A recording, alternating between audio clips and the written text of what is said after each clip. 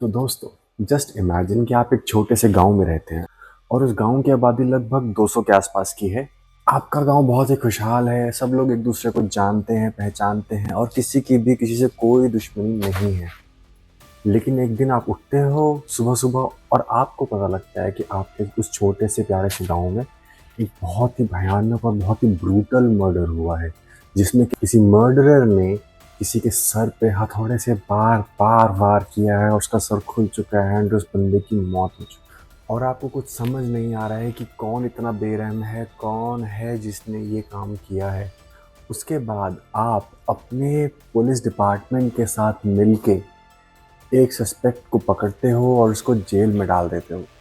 लेकिन जेल में डालने के बाद भी आपके गांव में एक और मर्डर हो जाता है और बिल्कुल सेम पहले के जैसे ही जैसे उससे पहले हुआ था। एंड इस केस में भी हथौड़ा मार मार के किसी व्यक्ति की मौत हो जाती है, किसी का खून कर दिया जाता है। अब आप और आपके गांव वाले सब लोग इस डर के साए में जी रहे हैं कि कहीं अगला खून आपका या आपके किसी जान पहचान वाले, आपके किसी प्यारे का ना हो जाए। अब ये खून कौन कर रहा है, क्यों कर रहा है, क्या कारण है, ये सब पता लगाने के लिए आपको देखनी पड़ेगी मलयालम इंडस्ट्री से आई एक मूवी जिसका नाम है डिटेक्टिव उज्ज्वलन।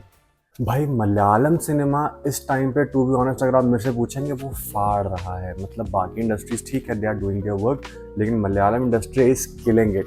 चाहे आप रिसेंटली आई थुदुरम की बात कर लीजिए या अभी जस्ट कुछ दिनों पहले आई लोका चैप्टर 1 चंद्रा की बात कर लीजिए। और ये मूवी भी आपको आपकी सीट से बांध के रखती है।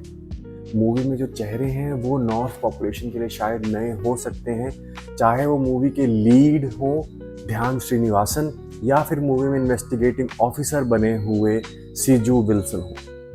बट अगर आप मेरे से पूछेंगे और मैं सच बताऊं ना, तो आप चाहे मूवी की सिनेमाटोग्राफी देख लीजिए, चाहे बाकी सारे एक्टर्स की एक्टिंग देख लीजिए, आप कोई भी फॉल्ट नहीं निकाल पाएंगे।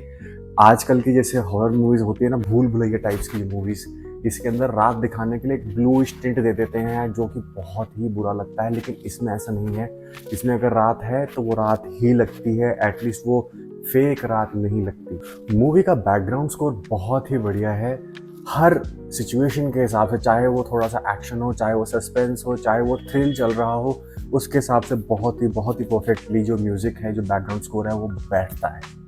मूवी में एक्शन लगभग लगभग ना के बराबर है, लेकिन जितना भी है वो बहुत ही अच्छा है।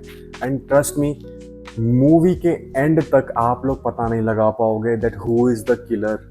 एंड जिस भी बंदे को आप सोचोगे ना कि हाँ ये क्लियर हो सकता है, अगले ही सीन में या तो वो मर जाएगा या फिर वो प्रूफ कर देंगे कि हाँ ये वो है ही नहीं।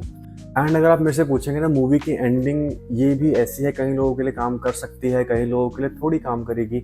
मैं उनमें हूँ, मेरे लिए थोड़ी काम की है, लाइक अच्छी एंडिंग है बट कुछ कमी फील होती है। आई डोंट नो क्या कमी है वो, शायद आप लोग देखेंगे आपको समझ में आ पाए। अगर आपको समझ में आए तो प्लीज़ कमेंट करके बताइएगा। बट मूवी अगर ओवरऑल देखा जाए तो बहुत ही बढ़िया है। एंड मैं ज़्यादा बताकर मूवी स्पॉइल नहीं करना चाहता आप सबके लिए।